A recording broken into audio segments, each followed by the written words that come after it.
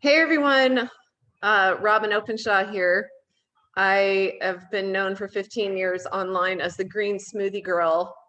And several months ago, I started to feel really called to learning everything that I possibly can about the world of cryptocurrencies.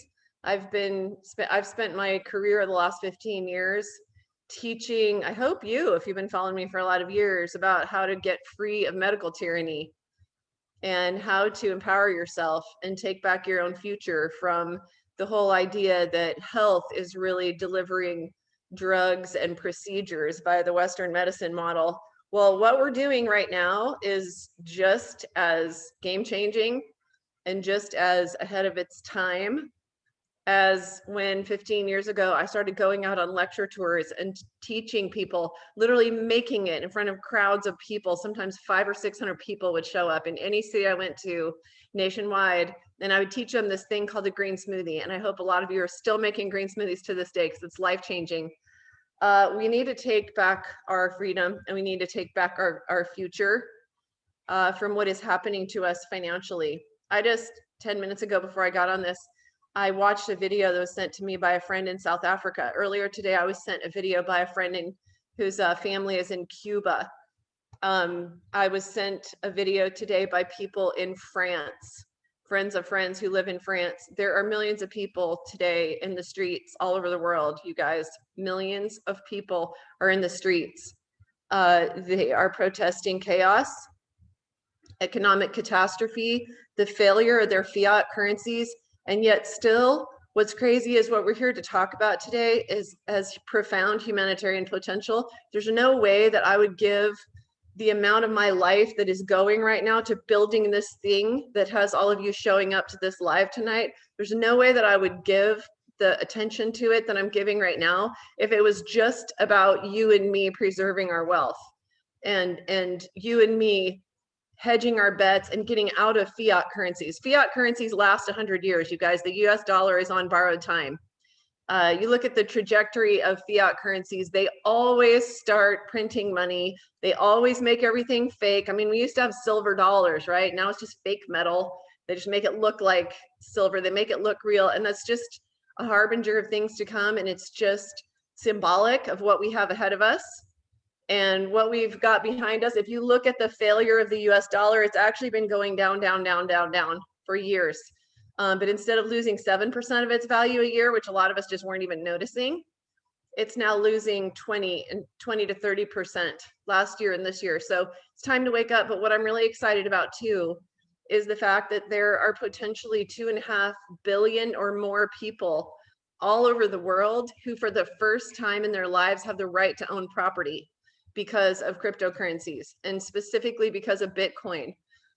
So I have been talking to a bunch of, we'll call them the crypto coaches. I've been talking to people all over, and who we're going to call Alex. He is here as 6 of Clubs. He's going to give a little presentation tonight. He's going to give you a little bit more depth on the technical terms that you hear thrown around. And if you start going out there and listening to videos on YouTube, you'll very quickly be very frustrated because there is so much jargon and there's so many words, and you'll hear them over and over again, like hash rate, and nobody takes the time to tell you what that means. So the main thing that I want to tell you, besides to introduce him and to tell you that I believe that this is the most exciting breakthrough that you and I have been alive to see. I mean, I was very excited to go out and teach the world what a green smoothie is. And you might think, Robyn, you didn't invent green smoothies. Nope, I didn't. I was just the person who went out there and taught people, just relentlessly, tirelessly for years and years and years, just kept teaching it to people. And now it's sort of a household concept.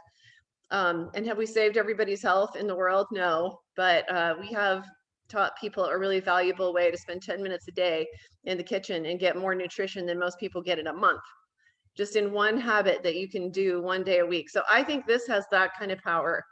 As we take control of our destiny and we start to invest in the future of blockchain, there's going to be some very bad things done with the blockchain technology. There are some very bad people in the world doing some very bad things with the blockchain that are intended to enslave us. But the blockchain itself creates transparency. It creates accountability. It gets rid of corrupt middlemen. That's the part that I'm excited about, because there are literally over 9,000 registered projects that are the free market system at work, helping you be able to take control of your own financial destiny and get rid of the central banks in your life and get rid of the usury, which is a crime. It's a crime in the Bible. It's a crime against God. It's a crime against other human beings to lend money and charge people exorbitant interest rates that put them in slavery for life. Most of us in America and all across the world are in slavery, are in bondage, are in debt that we will never, ever be able to get out of. And we are being told, we're going to be told really soon that they're going to shift us to a different platform so that our debt shifts somewhere else, the whole debt jubilee. Some of you know what I'm talking about. And it is not the freedom that we're all dreaming of. So I think we have an opportunity right now to be in the early adopters where this thing really takes off. I'm more interested in Bitcoin. Some of you are more interested in the coins that you can buy right now for 30 and 40 cents that you fall asleep at night dreaming will go to $100,000 and make you a millionaire. And I'm not here to mock that idea at all. I am here to temper your enthusiasm, remind you of the risks. So not to be a buzzkill, but I am going to be here to help keep you grounded. I'm pretty good at that. I used to be a psychologist, and when people's expectations get too far out of whack either way, I'll argue this way or I'll argue that way if I feel like the conversation is getting too lopsided and isn't serving people well. So I'm here to make sure that you are served well. And so we are slowly going to be bringing more crypto coaches into our community. And Six of Clubs, or a guy that I will call Alex, is joining us tonight, and he's put together a little presentation for you. I actually have done a practice run with him on a second one, and I'll let him tell you a little bit about what that's going to be. But he said he's like really excited about it. He's like, it literally represents years of my research and work on coin control. So he's going to talk just a little bit about that. That's going to be his next presentation, but you're going to see him. I'm going to have one of these crypto coaches spend 90 minutes morning and 90 minutes at night. And it might be a different one, but they're going to see what you guys have to say, and they're going to see what your questions are, and they're going to answer your questions the best they can. I mean, a lot of things you guys really aren't super objective. This is an incipient early movement. It's a new movement, 9,000 projects. I think most of them won't be able to get out of the starting blocks. I think they'll be regulated into regulatory hell. I think that they will fail, but I think that we are at that point where we kind of know who the big winners are going to be. We kind of know that now is the last period of time where you can come in and you can be an early adopter, and you can win, and you can win big, and you can make your savings and what you've been working for your whole life that you thought was to be your future and is to be your retirement. You can make it much safer than having it just sit in the bank in dollars, or sit in the US stock market, or wherever your money is invested. So we are not financial advisors. We are not here to give you financial advice. What we're going to do is we're just going to share our own research and what we've learned, because it's a big, hairy world. I won't call it scary, because I actually get more and more excited about it every day. And I'm really enjoying learning about it. And I'm very, very committed to learning everything that I can. When I'm working out, I am listening to content on crypto. When I am driving, I'm listening to content on crypto. When I'm cooking or juicing or whatever it is I'm doing, I'm listening to content on crypto so that I can be a part of your journey too, and help educate you. But one quick thing I say before I hand things off to our new crypto coach, Alex, and that is, if you go out there, another landmine out there, I've said plenty about how I feel about the influencers out there who are on YouTube. If you look in their feeds, there's always people in there saying, they usually sound like it's English as a second language for them. So-and-so, Mrs. Sylvia Smith helped me turn my 12 Bitcoins into 411 Bitcoins. There's always like a very specific claim, and then they put you in touch with this person, and it's like a third-party endorsement, so it feels better to you than a person who's actually pitching themselves. You guys, these are scams.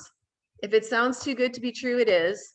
Please, please, please don't fall for the scams. I don't want to hear in a year from now that it's hey, I've been following Robyn for years, and she's taught me a lot of good things that have been valuable to my life.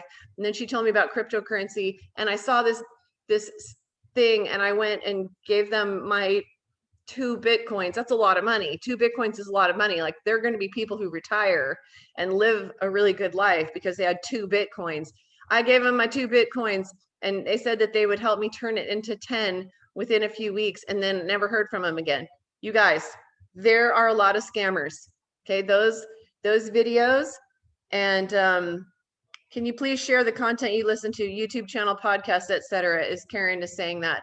Yeah, and I'm going to be watching you guys to see what your questions are. And Alex is going to go to questions at the end of his presentation tonight. I am going to start so in a couple weeks, we're going to make a shift to this whole group being in a membership site so that we're not primarily in Facebook. We'll keep the Facebook there, but we're not going to carefully police it so that everybody there is a paying member of the TAF Insiders Mastermind.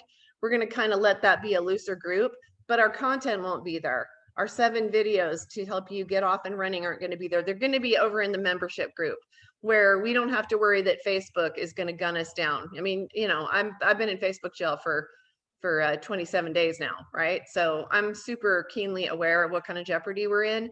It's like building your house in Australia, right? Like I spent all the money on the house, but the ground underneath it is in Australia and I don't own the land. That's what it is to have a business that's in Facebook.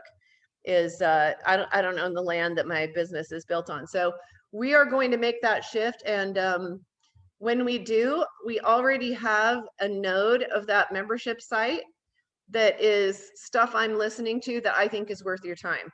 Like I would say that 90% of what I listen to, I wouldn't call your attention to it. But when I hear something really, really good, I'll put it over there. And I'm going to put a few comments of my own to say, hey, from 10 minutes in to 20 minutes in is really worth your time because blah, blah, blah, right? But maybe you don't have to listen to the whole 90 minutes. Stuff like that. So that actually is a really good idea. Thank you for asking that. I think it was Ness asked that. But I am going to start a node of the membership site that's going to be things that I recommend you start watching because again, I would say 90 to 95% of what I watch, I wouldn't suggest to you because maybe I got a little nugget out of it, but sometimes it's really poor information. Sometimes I think it's wrong. Sometimes I think it's going to lead you astray. Sometimes it's like there's some good stuff in there, but some stuff that I think is actually false. So anyways, I've carried on, and this is not supposed to be my presentation. It's supposed to be our new friend, our new crypto coach, Alex. You can call him 6 of Clubs. I'm sure that some of you would love to tell him thank you for the help he's already given us in our group. You do have the chat, you guys, and he will be able to see that. So he's going to show you some slides here. We hope that this works. There's a lot of you here tonight, so glad to see you all show up. And take it away, Alex. Hello, everybody. So yeah, I am, you can call me Alex or 6 of Clubs, whichever you guys prefer. Let's just test this out. Hopefully we don't run into transition issues today. So do you guys see a slide with pictures right now or a white page? Yep, looks great. White page? No, I see introduction with all your. Okay, yeah. Yep. We're gonna have the same issue then. I don't know why it won't let the transitions run when we do it in this group. So I'm gonna have to present it like this. So I will close this every time so we get a little better visual of the slide. But unfortunately, the transitions to make it fancy doesn't look like they're gonna work tonight. Anyways, so first of all, I guess I'll give you guys a little introduction about myself. So I've been studying crypto and cryptography for about 5 or 6 years now. I am a very huge advocate of this revolutionary technology. Like Robyn had mentioned, there is so many wonderful benefits that this stuff can do for all aspects of life. I will say, for all of the people who don't think of themselves as too tech savvy, I was one of those people before I started into crypto. I actually avoided technology my entire life until I found cryptocurrency. So just to give everyone a little bit of faith into learning this stuff, I know all of you guys can do it. So I will explain a little bit how I view crypto or blockchain. Like we were saying, it's pretty revolutionary stuff if you ask certain people. The way I like to look at it is, personally, I think blockchain is the biggest innovation that humans have seen since the printing press. So just like Robyn had explained about getting out of the medical tyranny system, cryptocurrency is a similar thing, or it can do a similar function. It can give you financial freedom or get you out of the typical financial institution. But the best part is that's only the beginning where this technology starts and what it can do. So we will learn a little bit about the technology today. I would like to talk to you guys, first of all, just about a couple of coins that I'm interested in. That's usually one of the main questions coaches will get asked, like what coins do you like, or what are you looking at? So I figured I'd just start right off the bat with that. So some of the coins that I look at, hold on, before we get into the coins, as I'm sure you guys have noticed, I'm a private person. I highly value my privacy. To me, privacy and freedom go hand in hand. I can't have one without the other. So because that's my lifestyle, if you want to use that word, I do like a lot of the privacy coins. So I will tell you guys straight out, Monero is my favorite coin. The other coins that are definitely big on my list are things like Pirate Chain, Bitcoin, WowNero, and Equilibria. Beside the names there are just the 3-letter abbreviations, or 4-letter for Pirate Chain. As you guys may have noticed, all the coins will have a ticker symbol, as that's what it's called for those abbreviations. But yeah, I think that's about it for my introduction here. So without further ado, we will get into the topic at hand. So today's topic is called blockchain basics. So what we're going to be getting into in this topic is, what is this stuff? Like, what is the technology? How do you talk about it to people? What are certain common things that you're going to see or hear about in this space? So what is a blockchain? So cryptocurrency uses blockchain technology. You can't have a cryptocurrency without a blockchain. So I like to think of them as one and the same. They're two peas in a pod, if you want to use that analogy. Another word for blockchain technology is called distributed ledger technology, or DLT for short. Many of you might know what a ledger is, but if you were to look up the definition, a ledger is a book or a way of keeping record. So on that same token, a blockchain, like distributed ledger technology, is a ledger, or you could call it a database because we're dealing with a digital form of a record. So there are different types of blockchains out there, and we will discuss some of them in a little bit of detail and briefly touch on a few more. The one most common thing that you are going to find with 99.9% of the blockchains out there is that they are all considered immutable or permanent. So what does that mean? It means anything in the blockchain is forever. You could think of it like a tattoo in a sense. The way you can't remove a tattoo, or that's the way people say, you could think of a blockchain as the same thing. Once it's in there, it is in there forever, which is sort of where the transparency and accountability of these types of technologies come in. So the main parts of a blockchain. So if somebody comes up to you, even if you're not an auto mechanic, and says, hey, what are the parts of a car? Most people will be able to say, well, there's tires and there's glass and paint, and they'll be able to list a few parts. But with blockchain, it is a little bit more difficult than that. I remember quite a few times over the years when I would get asked the question, what is a blockchain?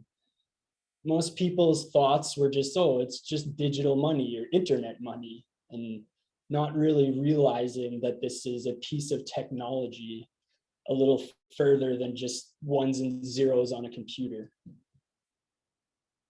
So the main parts of a blockchain are nodes, miners, and the data or transactions. So we have a little diagram on the right-hand side of the page there. I've listed labels for what each one is supposed to be, and we will reference this diagram as we go along here so you guys can get a good visual as to how this technology is operating.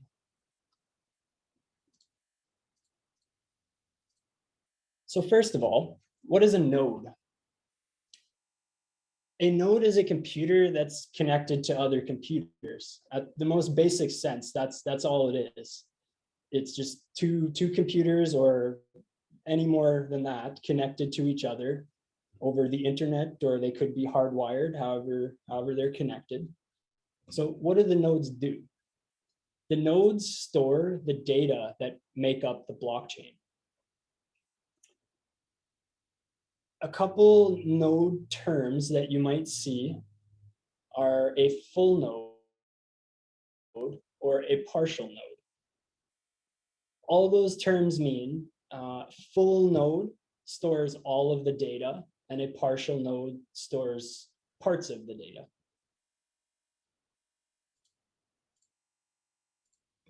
The next thing that a blockchain requires is miners. So what is a miner?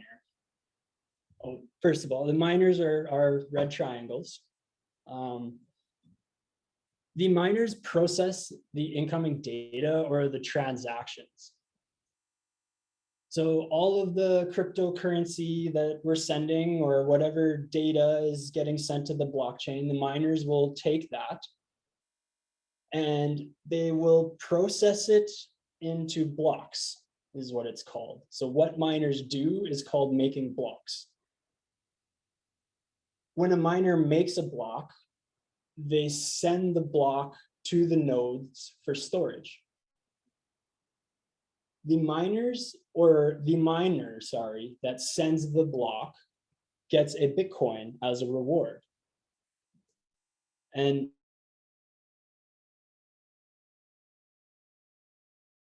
that is in the most simplistic. So just to give you guys a little bit of a visual here, I like this picture. I like to think of this picture as if you could physically see what those nodes were storing, it would look something like this. Like if you could take it out of the computer and physically see what they were doing, it would literally look like a bunch of cubes, one after another, all in chronological order, attached to each other like that. So if you notice, each block has a number. I have a few examples under there. So Bitcoin is currently on block 690,000. And if you look at Monero, Monero is currently on block 2.4 million. So there's a little bit of a discrepancy between those two things. And this comes into the different blockchains, like we had mentioned before. The main reason for this discrepancy between these two is because Monero processes blocks faster than Bitcoin does. So Bitcoin processes a block every 10 minutes, whereas Monero processes a block every 2 minutes. So Bitcoin was made quite a few years prior to Monero, but Monero has quite a few more blocks than Bitcoin.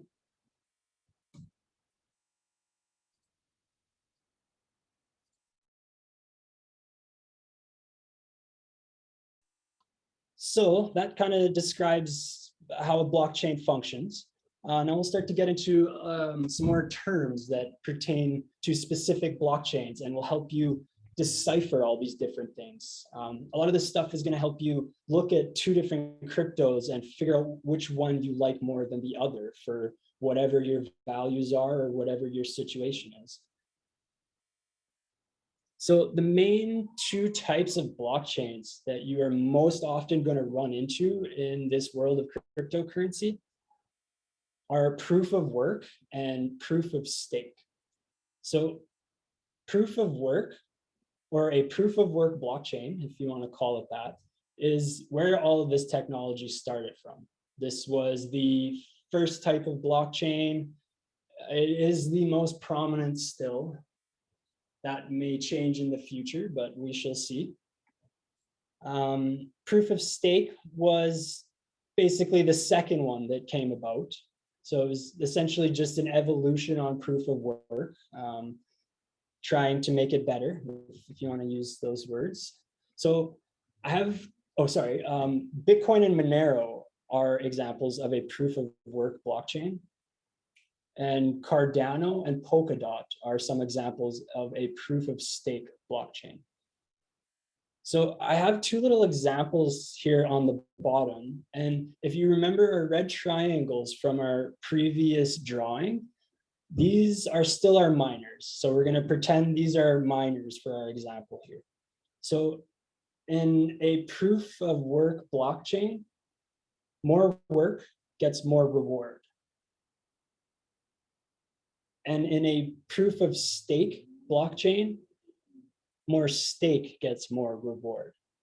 So what does staking mean? So on a proof of stake blockchain, and so on a proof of stake blockchain, instead of computers processing, if you have a lot of coins, that is what does the mining.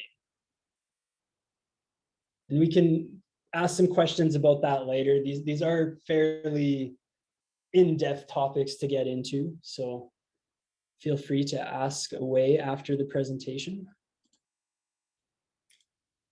And like I said, those are kind of the main two that you're going to see out there, but there are many, many more, and there are many, many more that will continue throughout this journey of blockchain and cryptocurrency.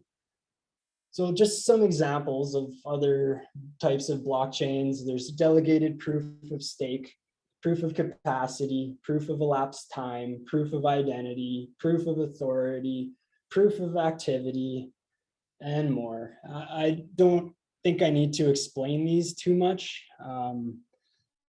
They're not as common, but the technologies do exist.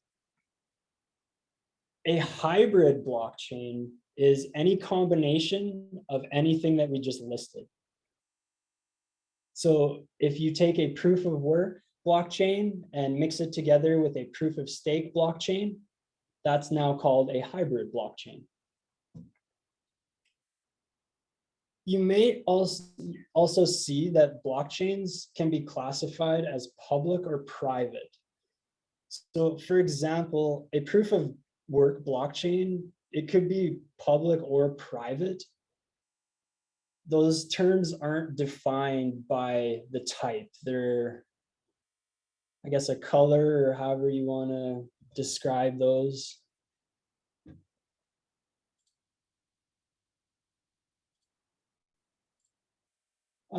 So some common terms that you're going to see in this space is market cap, which is the total amount invested, the total dollar amount invested into a coin, or realistically, it could be any market. So gold or silver, for example, have their own market caps determined by how much money is invested into those types of assets. And cryptocurrency is the same way. So if you want to know how much money is in a coin, you would look at the market cap and you could say, okay, there's this many dollars invested into this coin. The next thing you're going to see, these terms are most likely always going to be somewhat close together to each other. These four terms relate very highly to each other. So more often than not, you will most likely see the first three terms grouped together, if not all four grouped together. So the second term is the supply cap. The supply cap means how many total coins there will be on a specific blockchain. So for example, Bitcoin's supply cap is 21 million. So there will only ever be 21 million Bitcoins. So if you're curious as to how many coins are on a blockchain, that would be how you'd find that information out. Next term is the circulating supply, which is how many coins are actually in circulation. So right now, like we said, Bitcoin has a 21 million supply cap, but there's only shy of 20 million in circulating supply. So what that means is that there's still another 1+ million or so Bitcoins to be mined before it reaches the end. So you could use that in some senses to see how new or old a project is. It's not going to specifically tell you because, like we said, there are some differences in the time frames of blockchains, but it is a good indication as to how developed or how new a project is. And the last term is volume, which is just how many dollars have moved in and out of a coin or crypto. Most likely it'll be in a 24-hour period of volume. So you can use volume if you want to know how many more people are buying than a month ago. That's a way you could use volume. Or if there's less people buying than there was before, that's another way you could use volume. Next thing we're going to get into is centralized and decentralized. So these are some pretty important terms when dealing with cryptocurrency and blockchain. You might have seen these in other areas outside of crypto, and the terms mean exactly the same. So centralized is one central entity is in control. And decentralized is no entity is in control. And I listed a few examples of some centralized and decentralized exchanges. So for centralized, Binance, Crypto.com, Coinbase, those would be considered centralized exchanges. It's one company in charge. Yeah, you're just dealing with Binance or Crypto.com and that's it.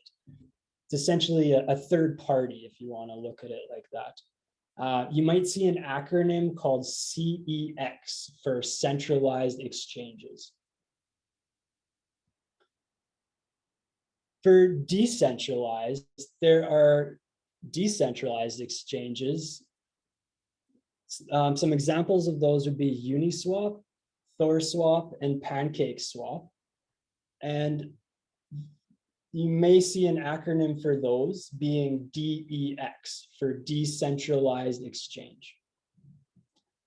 And I threw in a couple more terms on this topic here that you are most likely going to run into pretty soon here. So centralized finance and decentralized finance. And the acronyms for centralized finance is CFI, and the acronym for decentralized finance is DeFi. And feel free to inquire about those terms when we open up to some questions.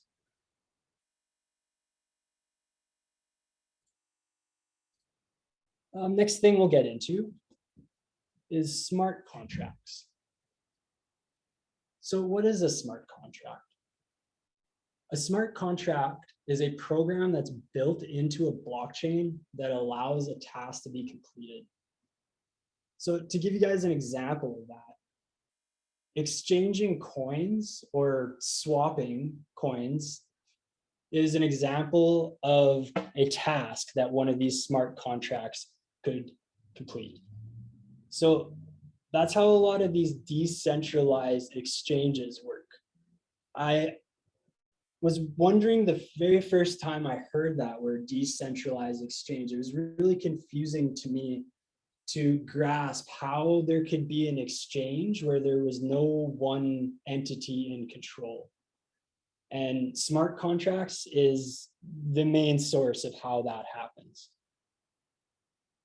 So anything that anyone could imagine could be built into a smart contract.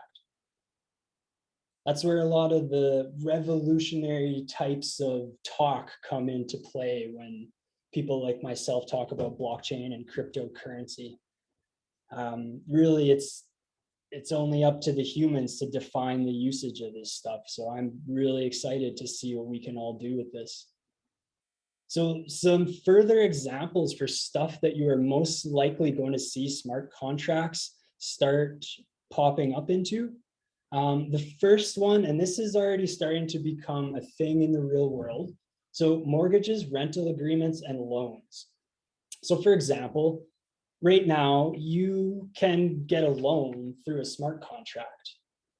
That's a real world example of where this is in use right now. There are companies that are basically doing the same thing with mortgages. So pretty soon people are going to be able to use things like smart contracts to maybe get a mortgage agreement or something of that nature. Or rental agreements is another great place this could be used for. Let's say a condo building has 300-400 tenants. They could make one smart contract that would be the rental agreement, and essentially you wouldn't need much for property management other than maybe somebody to repair things, but all of the logistics of the rental agreement and financing and invoicing and everything would be done by a smart contract and require no effort at the end of the day.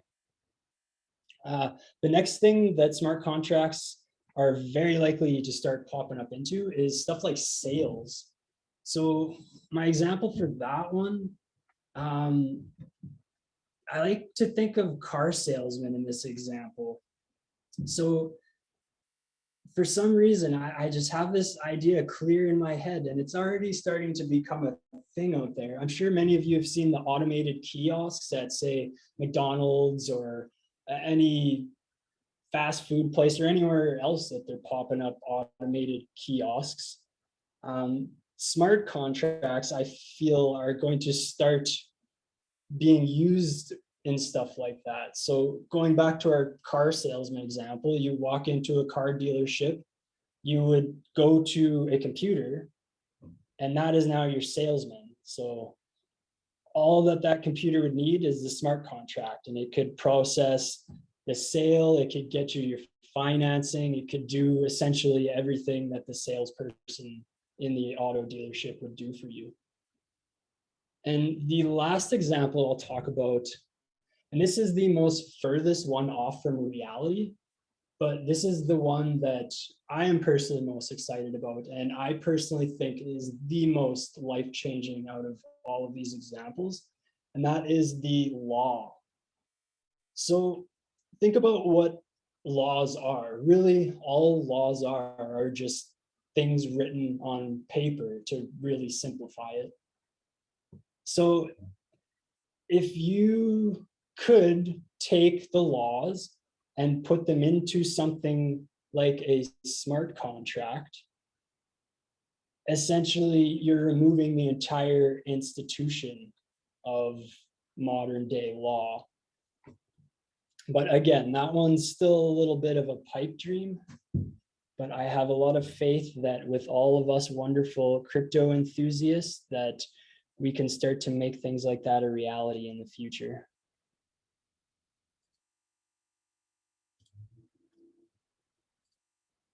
Next, we're going to talk about oracles. So an oracle, what is an oracle? I guess we'll start with that. So an oracle is something that connects to other blockchains and allows them to communicate. So if you want, you can think of an oracle like a middleman. So if Bitcoin wants to talk to Litecoin, it needs an oracle for that to happen. So what's the point of an oracle, one might say? Oracles help exchanges and smart contracts operate. So to give you guys some examples of that, on a lot of the exchanges that we're trading on, they use oracles to tell you how much you're going to be paying for the coin when you buy it. A lot of times that's how they retrieve their data because it's a lot more efficient. And it's also decentralized, if we remember that term. So you're not trusting a single party to tell you, yes, this is the right price, because if that single party is wrong, then the price is wrong. So if you use something like an oracle, you have better accuracy of information. Couple examples of some oracles. And first of all, oracles, these are coins you guys can buy.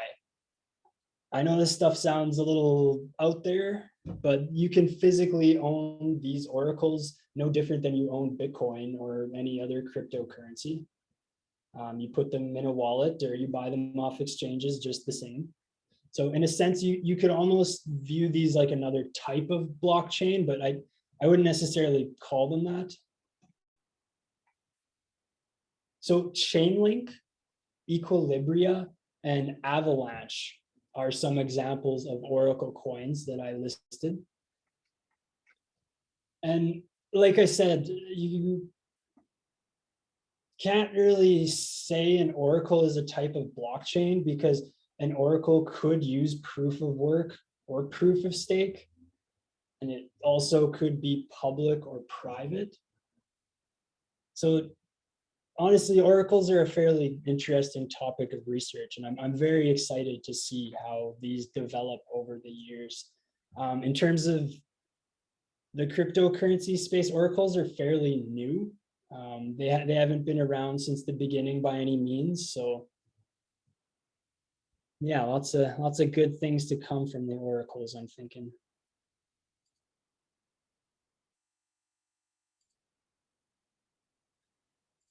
Next topic we're going to touch on is called block explorers. So what is a block explorer? Block explorers are a tool that anyone can use to see the blockchain.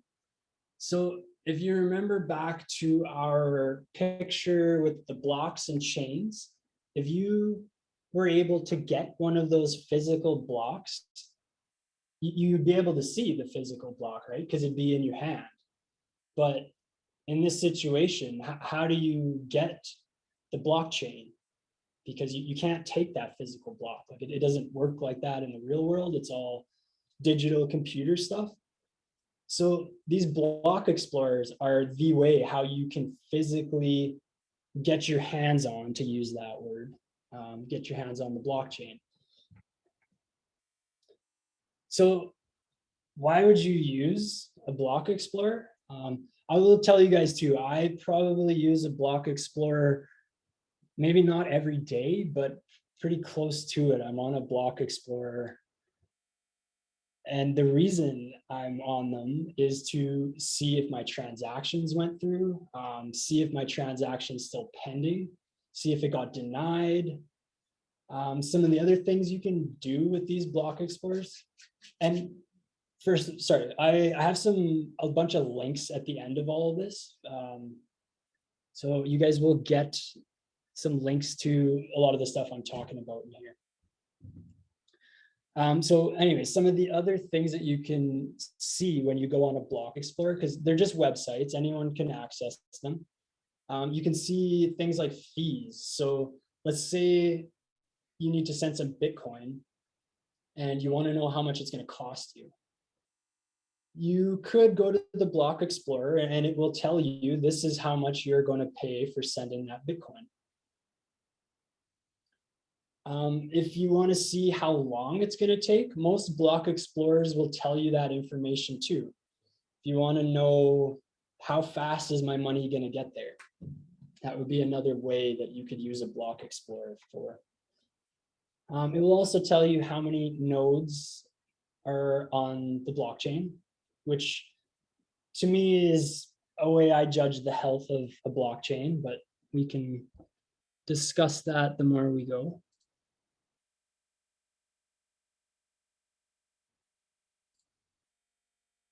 So that kind of sums up our basic introduction into blockchain technology. And I would like to tell you guys are very early into this space still. I know some of you are thinking, well, Bitcoin's however many tens of thousands of dollars today, and I missed my chance and whatnot, but that is not at all the case. This technology will be forever expanding until this technology doesn't exist. So it's either one of the two options. It's either going to keep growing and keep taking things over, or sort of, I guess there's three options. Sort of like Robyn had mentioned, there could very well be some negative ways to use these blockchains.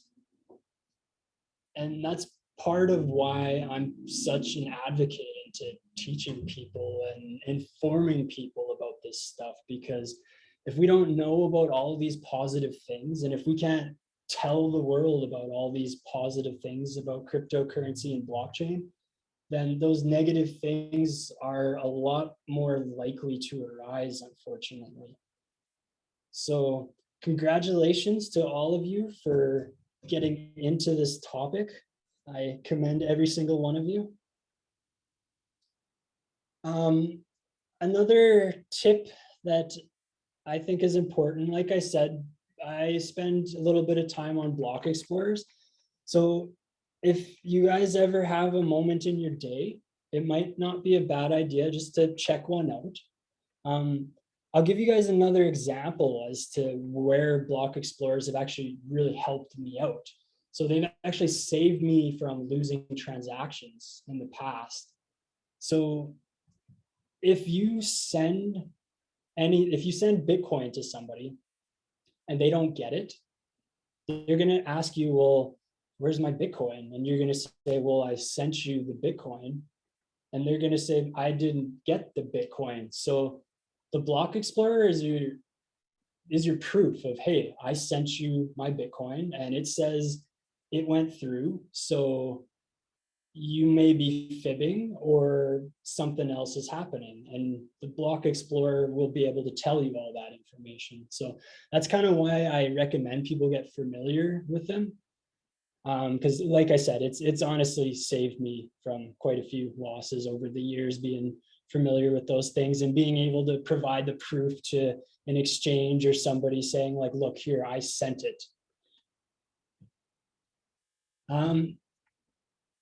One thing that I would like to stress to everybody: never stop learning. I will say that forever. That is so important to me, to never stop learning. I learn new things about blockchain every single day. So yeah, I don't know how much more I can say that is very important.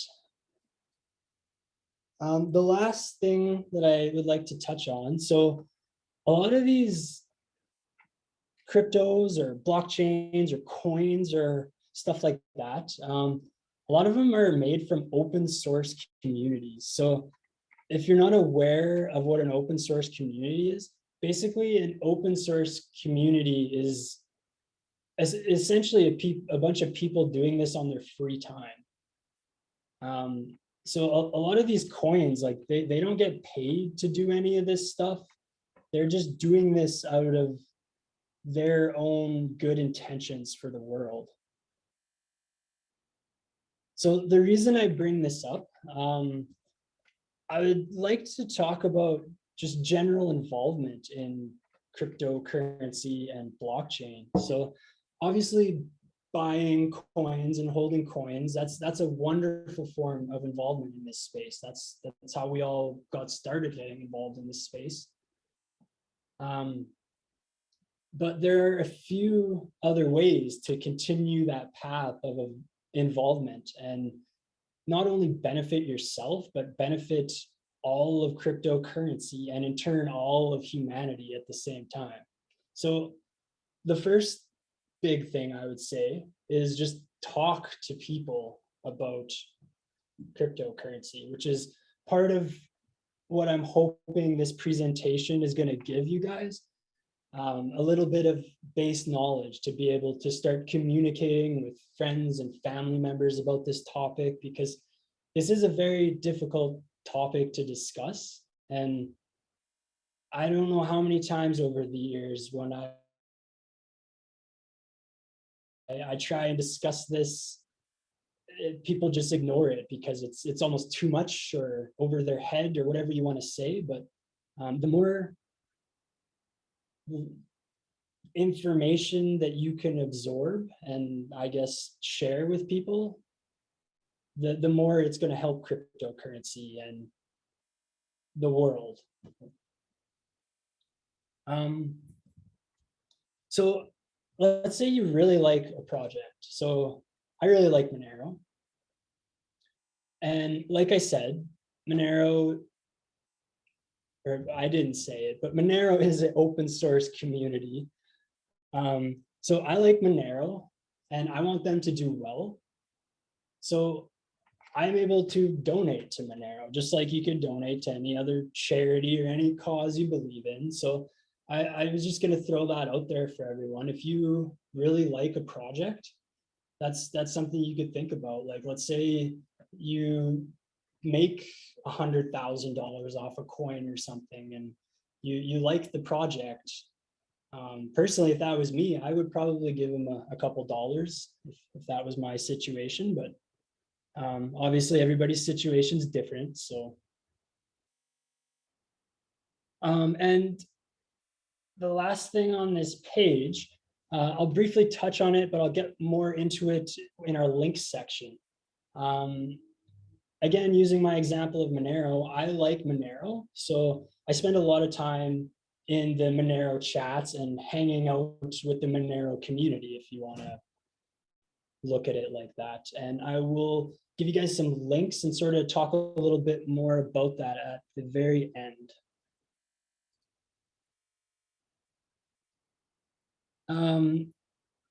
A little teaser here for you guys about our next presentation. So some of you have been asking about this, and I've been somewhat tight-lipped because this is a fairly in-depth topic.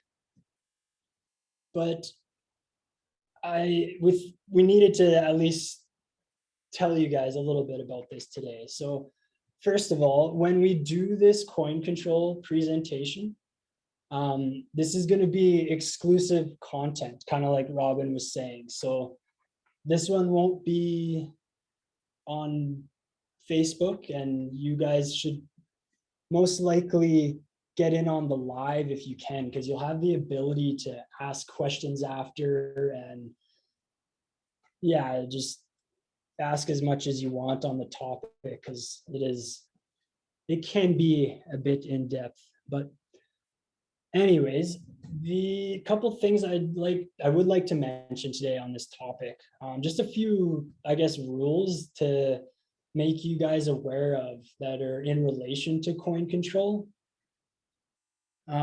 So the first rule is you don't want to ever transfer from one exchange directly to another exchange. So my examples of that is you don't want to transfer directly from Binance to crypto.com or directly from Coinbase to trade over directly. That is something no one should ever be doing. There's a few reasons for that, which we'll definitely get a lot more in depth on the coin control presentation. But the main reason I'll bring up today is you're trusting two third parties in that situation. So let's say you send money from Binance to crypto.com. Binance tells you, yes, we sent the money, but crypto.com says, no, we didn't get the money.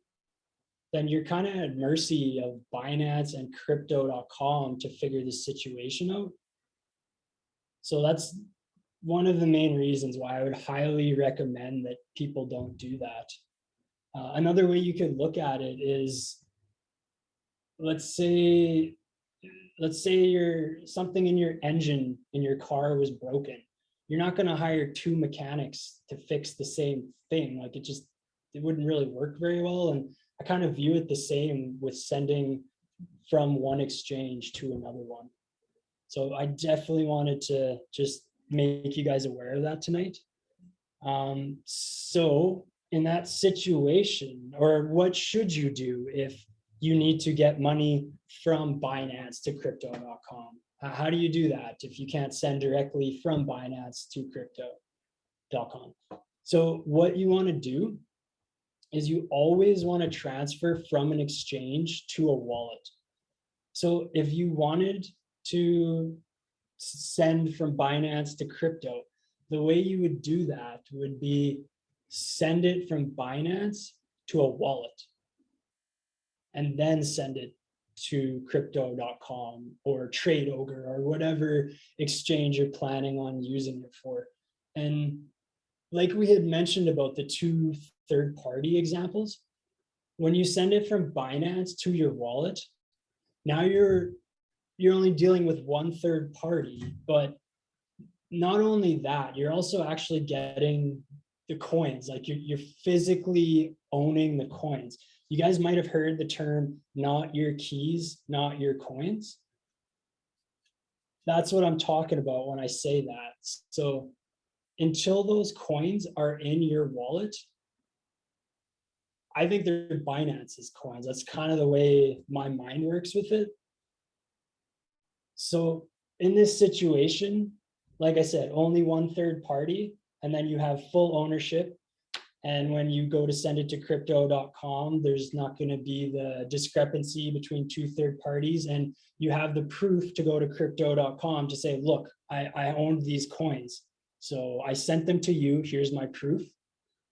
Whereas if you're just sending from one exchange to another exchange, you might not have that proof, or that situation might be a little bit more difficult. So these are the two main rules you want to follow with coin control. I would say never transfer from an exchange directly to another exchange, and always transfer from an exchange to a wallet.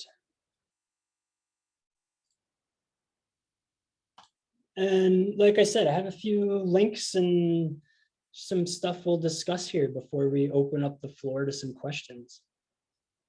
So like I said, I'm a big Monero fan. So remember how I said, what's a way to be more involved in the blockchain is talking to people and spreading the good word. So obviously Monero is the very first thing I put on this page. This is their community website. So if you want some information about Monero, this is a great place to research them. You'll get to see all of the wallets that you can use, all of the exchanges that Monero trades on. Honestly, it's pretty much the Monero encyclopedia, I kind of would look at it as. So if you're interested in Monero, I would suggest taking a look at that website, getmonero.org. The next website I threw up on here is the Pirate Chain website. So a lot of coins are going to have their own website. And that's a great place for information. Like if you're wondering what wallet do I need for this coin? If the coin has a website like Pirate Chain does, for example, you could go to the Pirate Chain website at pirate.black, and you could get the wallet options directly from them. So I'll give you guys another example of, Robyn was talking about scam situations. I'll give you guys another example of a scam situation that ties into this Pirate Chain website that I'm talking about here. So let's say you guys buy a new coin. You bought this new coin, you're real excited, you wanted this coin, and you need to put it in a wallet now. So you find a wallet and you transfer your coin to that wallet, but it wasn't a real wallet. So now your coin's gone, and you probably won't be very excited in that situation. And that is a common thing out there. there are scammers that try and do these type of things. So especially when I'm dealing with a new coin that I haven't dealt with before, I'm not super familiar with, one of the first things I do is try and find their actual website so that I can see what the developers are saying to use for wallets. And I usually try and follow their instructions to the T because they are the ones making the product. So usually feel a little safer following the instructions of the ones who created it. I have 3 examples of some explorers here if you guys were interested in checking those out. So the first website, blockchain.com there, is a Bitcoin explorer. So if you guys wanted to go look at the Bitcoin blockchain, see what a block looks like, or just look at any general information on the blockchain, that's a pretty good site to go to. It actually has a few other coins on there as well. So you can look at some other coins in comparison. If that's something that interests you, you can compare Bitcoin to Bitcoin Cash, or say Bitcoin to Ethereum, or stuff like that. The second explorer I have listed is the Monero Explorer at xmrchain.net. If you use privacy coins, that's probably a good one to check out because privacy explorers are a little bit different than a public explorer. So if you've only ever looked at a Bitcoin explorer and you go to a Monero explorer for the first time, it might look a little different, quite a bit different, honestly. So definitely check that one out, just so if you ever do have to use it in the future, it's not a big surprise. I remember the first time I had to use the Monero Block Explorer, I was so confused, and it was, it wasn't the greatest I found, but then I understood, wait a second, this is completely different than these other explorers I'm used to, and learned a little bit more about it and quite enjoy them now. So, and the last one I have listed on here is the Ethereum Explorer. This is a pretty good one. So if you guys didn't know, there are so many coins built on Ethereum, and this Explorer is the way that you look at all those coins.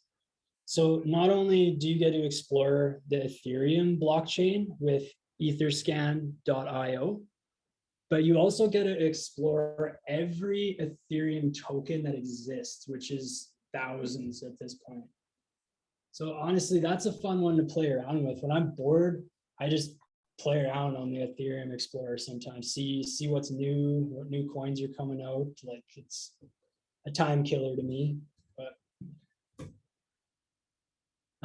the last thing that I'd like to talk about before we open up to some questions, I felt like I would just sort of talk about communication channels, or the main ways that I communicate with, I guess, blockchain people or the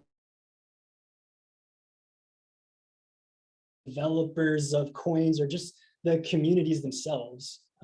Telegram and Discord are my main 2 avenues of communication with all this stuff.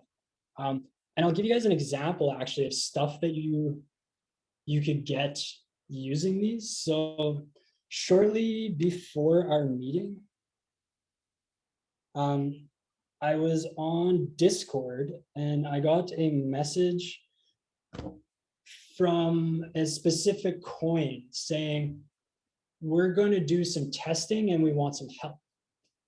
So if someone's willing, they could help test out these coins, and usually you'll get rewarded for doing stuff like that. So I figured I'd just use that as an example. But yeah, great places for information as far as I'm concerned. And a lot of these 2 channels, or one of these 2 channels, might be the only way you can actually get into contact with, say, somebody from Monero or somebody from Pirate Chain. So I definitely figured I'd just let you guys know that those are things that I use and use to communicate in the blockchain world. So if you're interested in that type of stuff, I would say check those out for sure. And that is everything we have for tonight's presentation. So I think we will open the floor up to whatever questions, and feel free if you guys have questions that aren't related to this presentation, don't hesitate to ask whatever you guys like. Okay, thank you so much, Alex. That was great. You know what? Even if you guys feel like you don't know enough about all these technical terms to be able to go out there and, give a lecture yourself on them, that's okay. Like even if you have kind of a flyby knowledge of them, it's just I don't think to be an investor that you have to have deep knowledge on these things. But I do think it's important that you have the basic understanding of these technical terms. So I really appreciate that information, Alex. And I'm going to have Caroline go ahead and turn off the recording right now.